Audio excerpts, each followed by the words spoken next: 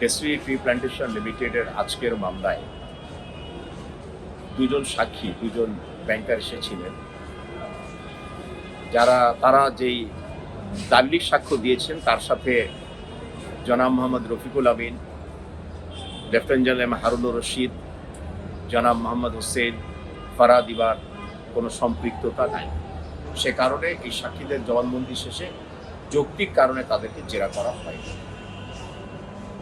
আদালত বলেছেন যে আদালত আগামী 17 থেকে পরবর্তী 15 দিনের জন্য তিনি ছুটিতে থাকবেন।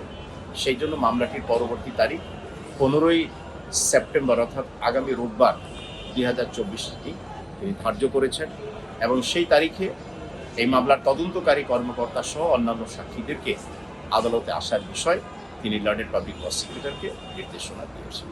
দুদকের পক্ষ থেকে কি সাক্ষীর বিষয়ে কোনো ধরনের নতুন কিছু ইনফরমেশন দিয়েছে? না, আজকে কোনো ইনফরমেশন দেন নেই। আমরা শুধু আদালতকে বলেছি যে অন্তত আগামী তারিখে এই মামলার তদন্তকারী কর্মকর্তার কেউ প্রসেস দেয়া হোক, যাতে করে যে সাক্ষীরা উপস্থিত থাকবেন সেই সাক্ষীদের সাক্ষ্য শেষে আমরা যেন তদন্তকারী কর্মকর্তার সাক্ষ্যটা শুরু করতে পারি।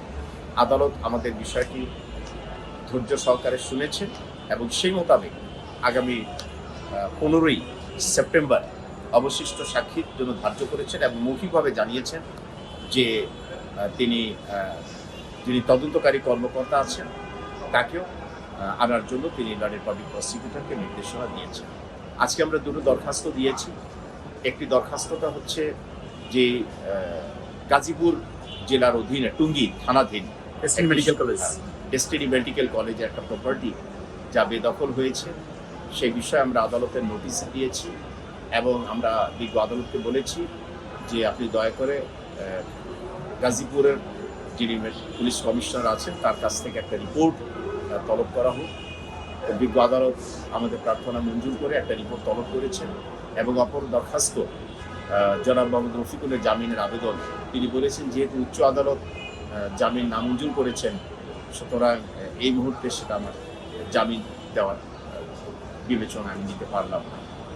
তো যাই হোক, আদালতের সামগ্রিক কার্যক্রমে আমি বলবো যে আমরা সন্তুষ্ট, কারণ এই বিজ্ঞ আদালতও চাচ্ছেন যে মামলাটি যেন মহামান্য সুপ্রিম কোর্টের নির্দেশনা মোতাবেক বিধিবদ্ধ সময়ের মধ্যে নিষ্পত্তি।